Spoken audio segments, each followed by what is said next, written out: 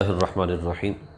نبی پاک صاحب الاولاق صلی اللہ تعالیٰ علیہ وآلہ وسلم نے ارشاد فرمایا، ایک شخص 60 سال لگاتار نماز پڑھتا ہے اور فرمایا جب وہ اس کا انتقال ہوتا ہے، فوت ہوتا ہے، تو اس کی 60 سال کی نماز اس کے منہ پہ مار دی جاتی ہے۔ یا رسول اللہ وہ کیوں؟ فرمایا وہ نماز تو پڑھتا رہا لیکن اس کے جو صحیح مسائل تھے، جو احکام تھے، وہ سیکھ کر وہ نہ پڑھتا رہا۔ لہذا ہمیں نماز پڑھنے سے پہلے اس کے مسائل کا جاننا یہ بہت ضروری ہے۔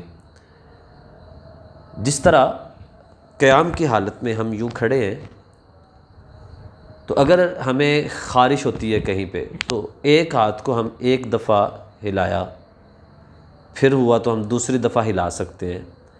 اگر ہم نے تیسری دفعہ اپنے ہاتھ کو حرکت دی تو نماز ہماری ٹوٹ جائے گی۔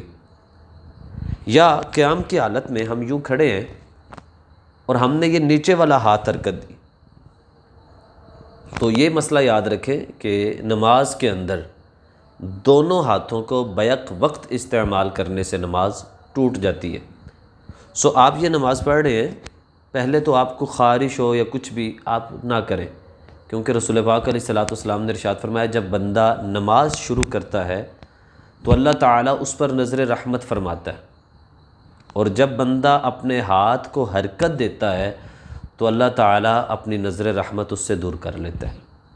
پہلے تو ہمیں یہ کوشش کرنی چاہیے کہ خارش ہو تو اپنے آپ پہ کنٹرول ہم نماز پڑھیں، لیکن اگر آپ کو ضرورتاً ہاتھ استعمال کرنا بھی پڑے تو آپ ایک رکن میں ایک یا دو دفعہ ہاتھ استعمال کر سکتے ہیں، تیسری دفعہ کریں گے تو نماز ٹوٹ جائے گی۔ اب رکن سے مراد ہے کہ کھڑے ہو کر قیام کر رہے ہیں، یہ ایک رکن ہے۔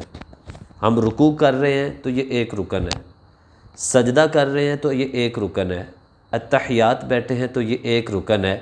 اگر ہم یہ ایک رکن میں دو دفعہ ہاتھ اٹھائیں تو اجازت ہے، تیسری دفعہ اٹھائیں گے تو نماز ٹوٹ جائے گی۔